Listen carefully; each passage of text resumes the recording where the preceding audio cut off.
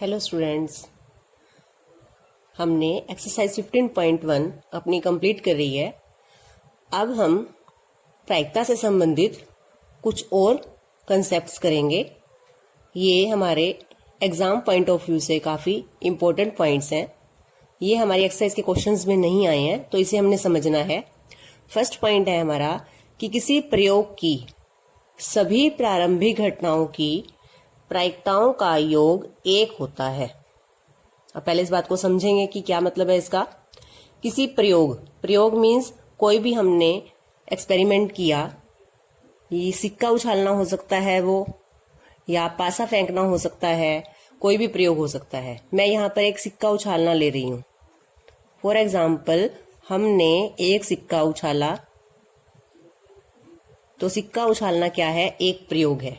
अब सिक्का उछालने पर क्या क्या संभव परिणाम हो सकते हैं, उसे कहते हैं प्रारंभिक परिणाम।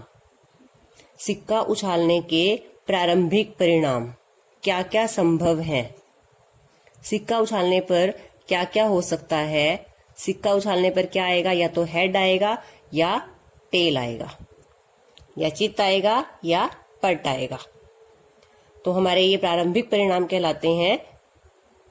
पहला क्या है? प्रयोग मीन्स जो हम काम कर रहे हैं उसे प्रयोग कह रहे हैं। सिक्का उछालना, यहाँ पे हम पासा फेंकना भी ले सकते हैं। प्रारंभिक परिणाम यहाँ पे सिक्का उछालने कितने हैं? 2, एक हेड एक टेल।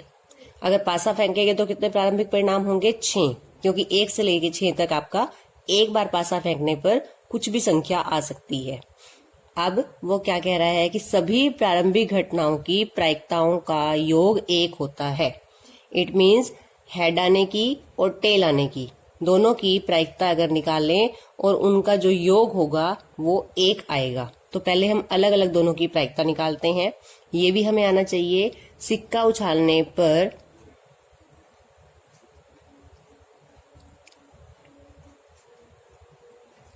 चित्त आने की प्रायिकता।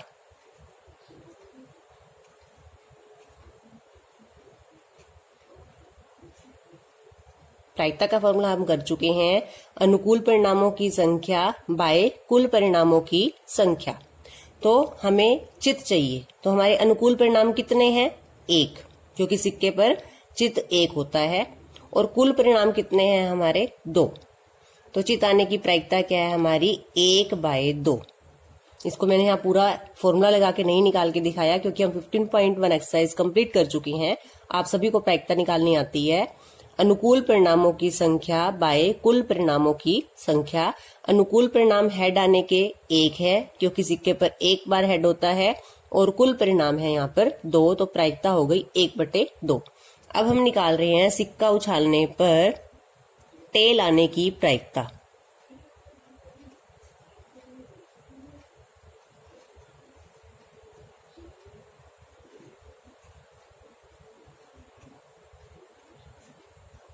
अनुकूल परिणामों की संख्या बाय कुल परिणामों की संख्या। अनुकूल परिणाम हमारे हैं 1 और कुल परिणाम कितने हैं हमारे? 2, तो 1/2। अगर मैं इसे हेड आने को कह दूं E1 यानी कि पहला परिणाम। P मीन्स प्रायिकता, पहले परिणाम की प्रायिकता प्लस दूसरे परिणाम की प्रायिकता। इन दोनों का योग क्या होगा? 1, क्योंकि यहाँ पर 2 परिणाम हैं, तो इन दोनों का योग क्या होना चाहिए? 1। पहले परिणाम की प्रायिकता यानी चित्त आने की प्रायिकता क्या है? 1/2। पट आने की प्रायिकता भी क्या है? 1/2। दोनों का आप प्लस करो। 1/2 मीन्स आधा, आधा प्लस आधा क्या होता है? 1। तो ये सही है, ये फॉर्मूला सही है। तो हमारे पास एक ये फॉर्मूला है जिसे हमें समझना है कि किसी प्रयोग की सभी प्रारंभिक घटनाओं की प्रायिकताओं का योग 1 होता है। यहाँ पे 2 परिणाम है, तो दोनों की प्रायिकताओं का योग 1 होगा। पासा फेंकने पर 6 परिणाम होते हैं, तो अगर हम 6 की 6 प्रायिकता निकाले तो उन सबका योग भी क्या आएगा? 1 आएगा। एक एग्जाम्पल और ले रहे हैं अब यहाँ पर। पासा फेंकने पर आने वाले परिणाम कितने हो सकते हैं? 1 से लेके 6 तक कुछ भी आ सकता है। तो संख्या कितनी है परिणामों की? 6। पासा फेंकने पर मुझे यहाँ पर 1 आने की प्रायिकता निकालनी है। अब आप देखोगे पासा फेंकने पर 1 कितनी बार आ सकता है? 1 बार। और कुल परिणाम कितने हैं 6, तो प्रायिकता है अनुकूल परिणामों की संख्या बाय कुल परिणामों की संख्या। अनुकूल परिणाम है 1 और कुल परिणाम है 6, तो 1/6। अब हम निकालेंगे पासा फेंकने पर 2 आने की प्रायिकता। अब 2 आने की प्रायिकता सोच के देखेंगे। अनुकूल परिणामों की संख्या बाय कुल परिणामों की संख्या। कुल परिणाम तो 6 ही है, क्योंकि पासा फेंकने पर कुल परिणाम कितने रहेंगे 6। 2 आने के अनुकूल परिणाम कितने हैं, कितने मीन्स कितनी बार है, 1 बार, तो यहाँ पे क्या आएगा 1/6। इसी तरह से अगर मुझे 3 आने की प्रायिकता निकालनी हो तो वो भी क्या आएगी 1/6।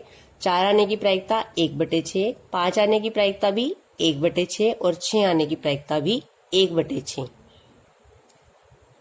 इस तरह से अपने सबकी प्रायिकता निकाल के दिखाई है।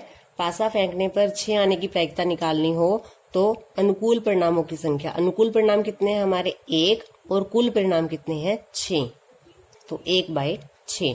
और हमने भी किया था कि इन सभी प्रायिकताओं का योग कितना होना चाहिए 1। ये कितनी बार है 6 बार। तो अगर हम जोड़ करके देखें इन सभी का 1/6 प्लस 1/6, इन सभी को अगर हम जोड़ेंगे तो सबके बाय में 6 है। 6 एक ही बार लिखा जाता है, जब सभी का हर बराबर हो तो उसे एक बार लिखा जाता है। और इन सबको प्लस करेंगे तो 1 2 3 4 5 6, 6/6, और इसे काटेंगे तो कितना आ जाएगा 1।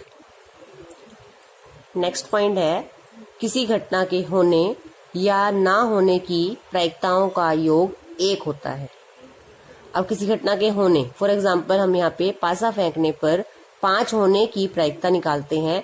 5 होने की प्रायिकता क्या है, हम यहाँ निकाल चुके हैं 1/6। अब 5 ना आने की प्रायिकता निकालनी है हमने। 5 ना आने की प्रायिकता, अनुकूल परिणाम कितने होंगे 5 को छोड़कर बाकी सारे, 5 को छोड़ दें तो बाकी कितने बचते हैं 5 परिणाम, और कुल परिणाम कितने हैं 6। तो 5 के ना आने की प्रायिकता कितनी होगी 5/6। 5 अनुकूल परिणाम और कुल परिणाम है 6, तो 5 आने की प्रायिकता क्या है हमने देखी 1/6, और 5 ना आने की प्रायिकता क्या है 5/6। अनुकूल परिणाम हो गए 5 और कुल परिणाम है 6। अब हमारा पॉइंट क्या है कि किसी घटना के होने और ना होने की प्रायिकताओं का योग 1 होता है। यानी कि इन दोनों को अगर हम प्लस करें 1/6 प्लस 5/6, दोनों के बाय में 6 है, 6 को एक बार लिखा जाएगा। ऊपर वाली संख्याओं को जोड़ लेंगे, 1 + 5 6/6, कैंसिल करके आ गया 1। तो होने और ना होने की प्रायिकताओं का योग क्या होता है 1।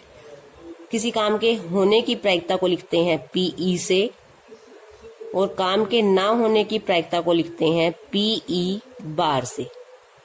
ये है काम के या घटना के होने की प्रायिकता, और ये घटना के ना होने की प्रायिकता, और इन दोनों का योग क्या होगा 1। अब हम यहाँ निकाल कर देखते हैं पासा फेंकने पर 7 आने की प्रायिकता। अब आपको पासा एक बार फेंकना है और 7 आना चाहिए, तो 7 आने की प्रायिकता, 7 आने के अनुकूल परिणाम क्या है 7 तो एक बार पासा फेंकने पर नहीं आ सकता, क्योंकि 1 से 6 तक की संख्याओं में से कुछ भी आ सकता है। तो 7 आने के अनुकूल परिणामों की संख्या क्या है 0, और कुल परिणाम क्या है 6, और 0/6 क्या होता है 0। तो 7 आने की प्रायिकता क्या है 0, क्योंकि 7 आना पासा फेंकने पर, एक बार पासा फेंकने पर संभव नहीं है। तो इट मीन 7 आना क्या है एक असंभव घटना है, और इसकी प्रायिकता क्या होती है 0। तो अगर प्रायिकता 0 है तो उस घटना को असंभव घटना कहते हैं। असंभव घटना की प्रायिकता हमेशा 0 होती है, और अगर किसी घटना की प्रायिकता 1 हो तो उसे निश्चित घटना कहते हैं। निश्चित यानी कि वो घटना पक्का होगी।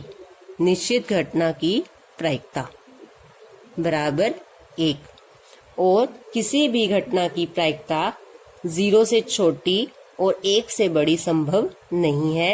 यानी जो प्रायिकता है किसी भी घटना की, उसका मान 0 से 1 के बीच में होता है।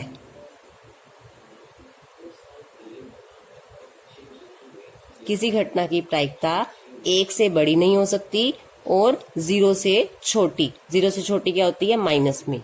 तो किसी घटना की प्रायिकता 0 से छोटी और 1 से बड़ी नहीं होती। किसी घटना की प्रायिकता का मान 0 से छोटा, 0 से छोटा आपको पता होना चाहिए माइनस में नहीं होता, और किसी घटना की प्रायिकता का मान 1 से बड़ा नहीं हो सकता।